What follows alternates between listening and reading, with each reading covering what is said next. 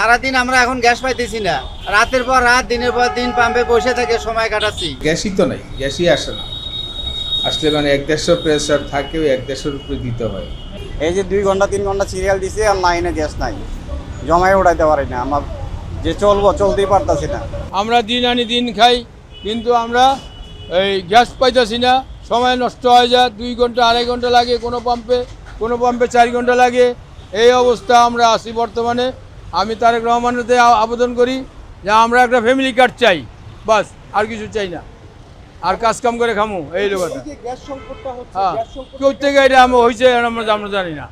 কেমনে দেয় না দেয় কোম্পানি জানে, গ্যাস কোম্পানি জানে, আমরা জানি না। আমরা গ্যাসের লেগে সিরিয়াল লাগে দীর্ঘ 2 ঘন্টা 4 ঘন্টা সিরিয়াল লাগে কষ্ট করি। RICL TMX, যুগের পর যুগ স্থাপনা থাকে মজবুত। কথা বুঝছেন, এই লোক আমরা খুশি হয়ে 10 টাকা দেই, পামলায় কষ্ট করে এই উপলক্ষে, কথা বুঝছেন। কিন্তু অতিরিক্ত টাকা তো যার অভিরুচি দিয়ে লয়, আগে ভাগে লয়। 3 ঘন্টা 4 ঘন্টা একটা পাম্পের ভিতরে বসে থাকা লাগে, আবার বসে থেকে 80 টাকার গ্যাস পাই। একটা টিপ মারলে পরের টিপে আর কোনো কিছু পাওয়া যায় না। 30 টাকাটা কীভাবে, ওই যে কইলাম না, আগে ভাগে যদি গ্যাস লয়, আগে লইতে চায়, আরে এক্সট্রা চার্জ দেওয়া হয়। অটোর কারণে আমরা যাত্রী পাই না, গাড়ি খরচা উঠাইতে পারি না, নিজের পেট চলে না, সংসার চলে না। আমাদের অরিজিনাল ড্রাইভিং লাইসেন্স কাগজপাতি সম্পূর্ণ ওকে আছে, অথচ আমরা যাত্রী পাই না।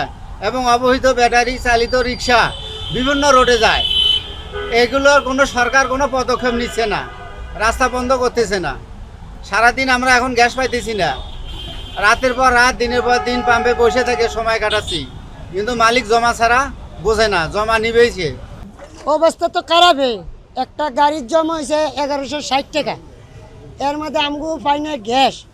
এর মধ্যে গ্যাস তো নাই, আজকে 3-4 দিন ধরে সিরিয়ালও থাকতে যদি গ্যাস দেয় তাও দেয় 100। আবার জমা তো কম নাই, আবার বাংলাদেশটা নষ্ট করে আছে কী দিয়া, অটো দিয়া। অটো এমন এক জায়গার মধ্যে যায়, অটো সীমা ছাড়া অতীত মেইন রাস্তার মধ্যে অটো চলে, সে গাড়ি যেটা চলে এন্ডাও অটো চলে। মানে যে ভাই আমরা যেন 25 লাখ টাকা দামের গাড়ি লইয়া চলি, আমরা তো লাইসেন্স করা, তাও আমরা রুটও চলতে পারি না। পুলিশে গ্যাদারিং করে, পাবলিকেও তো যাইতে চাই না, জমার কথা বলে এই লাগাতেই আমার কথা। সংকট আজকে 3-4 দিন হয়েছে। সংকটের কারণ কি, গ্যাস আমরা সরবরাহ পাইতেছি না, যার জন্য গ্যাস আমরা কাস্টমারের সিএনজিতে গাড়িতে দিতে পারি না। আজকেও কিছুক্ষণ আগে 3টা 3:30 আসছে, আবার এখন চলে গেছে। গ্যাসের লাইনে কোথাও কোনো সমস্যা আছে মনে হয়, ওই কারণে এটা সমস্যাটা চলতেছে। যে কিরকম পরিমাণ কি, গ্যাসই তো নাই, গ্যাসই আসে না। আসলে মানে 1-150 প্রেসার থাকেও 1-150 উপরে দিতে হয়।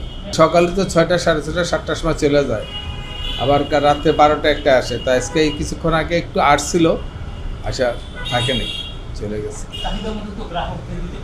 না, গ্রাহক আমরা গ্যাসই পাই না, গ্রাহককে দেবো কীভাবে? কক্সবাজারে বা ইয়াতে কোন জায়গায় জানি কি সমস্যা হয়েছে, ওই সমস্যার কারণে তো দিতে পারে না। এরা তো সরকার তো চেষ্টা করতেই আছে রিপেয়ার করে গ্যাস সরবরাহ করার জন্য। না, দাম বাড়বে কি না বাড়বে সেটা পরের ব্যাপার। দাম বাড়লে কি না বাড়লে কি, দাম বাড়লে এটা কোনো মজুত করার কোনো জায়গা নাই যে এটা মজুত করে মাটির নিচে রাইখা দিব পরে বিক্রি করবো, ওইরকম কোনো ব্যবস্থা নেই। এটা সাথে সাথে টাইনার সাথে সাথেই দিতে হয়।